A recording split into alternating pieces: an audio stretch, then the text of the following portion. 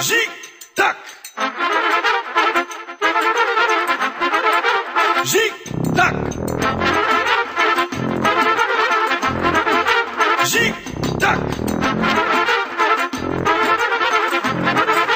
Жик-так!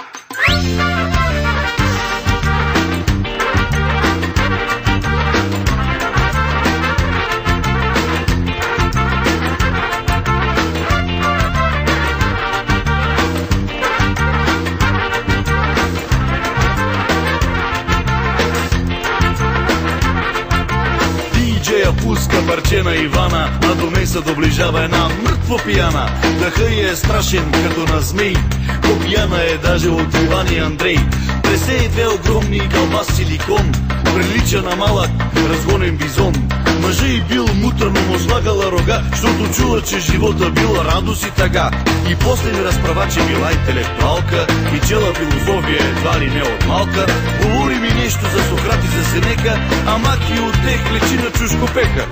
Как им не омръзна едни и същи свалки, офертата са не променя свирки за парцалки. Паси тъпите типи, паси тъпия сюжет, с тия думи слагам края на тоя куплет.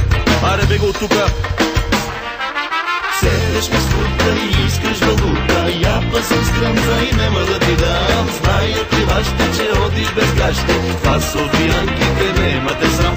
Седеш ме скута и искаш валута, я па съм скръмза и нема да ти дам. Знаят ли вашите, че одиш без гащи, това софиянките нема те срам.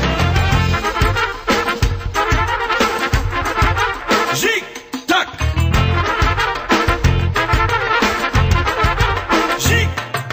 Дълги крака, малка стегната цица, мирише на парфюми на ютеница. Живеела в Люлин, била Маркова пичка, познай как се казва Димитричка. Обаче настоява да я наричам Диди, в противен случай щяла да ми се обиди. Вече немало мъже, всички били педали и тъпите им ги номера им ги били писнали. Пие само шампанско и с трювели са рани. Така като я гледам, доволна ще остане. Казвам, че си тръгвам, а тя нещо ми се връщи и ми вика: бе, ти нема ли ма поканиш къщи?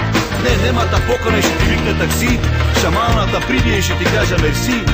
Започва да ме нерви тая глупост безкрайна и преди я си тръгна, че и тегла една майна. Седеш ми скута и искаш валута, я па съм скръмза и нема да ти дам. Знаят ли вашите, че одиш без гащи, това софиянките нема те срам.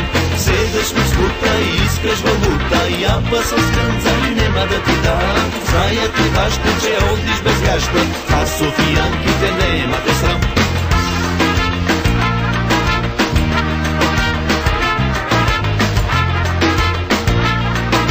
Това софиянките нема те срам.